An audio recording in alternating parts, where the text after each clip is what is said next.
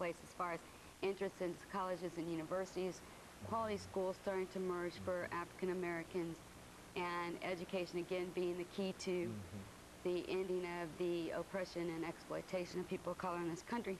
And it's like, okay, now we've got this war on drugs. And the war on drugs has moved the prison population of African Americans from being about 300,000, about what it was during the convict leasing period, but there were more African Americans in the 70s. So, but in the 70s period, there were more African American in 1970s. So they were really not. It was really not a huge population of people who were incarcerated. We're talking overall the prison population about 500,000, and they probably made up maybe 100,000 of that population.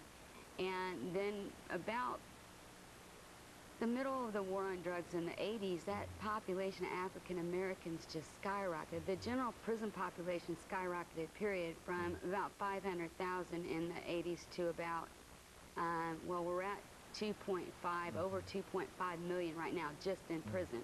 And out of that 2.5 million just in prison right now, over 1.5 million are people of color, whether it's blacks and Latinos. They didn't even count Latinos as people of color until about I think it was the mid-90s on the Bureau of Justice Statistics. They threw them in white. So really the image of people of color being overrepresented in the prison system is distorted because you know, if you throw Hispanics in with African Americans and include all people of color, you're talking about 70% of the prison population that's in there for nonviolent drug offenses are people of color. And if you look at the federal level, it's like 85%. Now, would you say that in view of this reactionary period following the Reconstruction period, when Africans were making some kind of progress and then there was a reaction to that, that the 1970s might have also represented a reactionary kind of thing to what happened in the Civil Rights Act of 1965, for example, and all of those other advantages. And so by the 70s, you were saying that that this all started up again, that the war on drugs was a well-orchestrated plan to legitimize the continued incarceration of exploitation of people of color.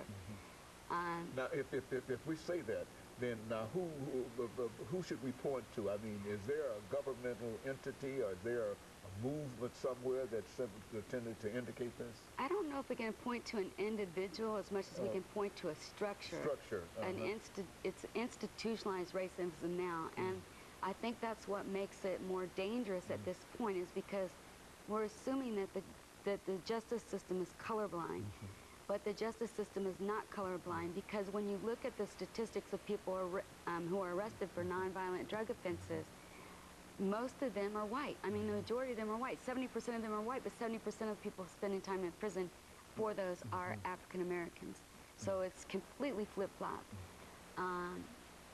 And I think we need to let people know that this is happening. People need to be struggling for the removal of this system in the same way that they struggle for the removal of Jim Crow, for the removal of slavery, because the same results are happening. And Dr. DBurris-Kitchens, let me thank you for bringing that excellent information. And I think that we can really see some of the things that you're talking about in terms of the growing prison population today, and that certainly justice is not colorblind, but I think that the more we have an opportunity to expose, at least to talk about the kind of things that we're talking about here today, I think it gives us all an opportunity to be able to be more sensitive toward these issues, and especially more sensitive toward the situation that the African-American male finds himself in, because I think that, as you also know, that their population is also increasing in terms of unemployment. In every negative category that we have, we're dealing with a real problem within this population. And so I just want to thank you for bringing that information back and demonstrating that it just didn't start last week or last year or whatever, but that this has been a constant and continuous pattern, you see. And so, and since I can't see the time, I do imagine that we have about 10 or 12 seconds to go, but I certainly appreciate you coming by and giving us that information. And of course, let me encourage our audience to tune in again next week for another informative edition of Comments. Thank you and good morning.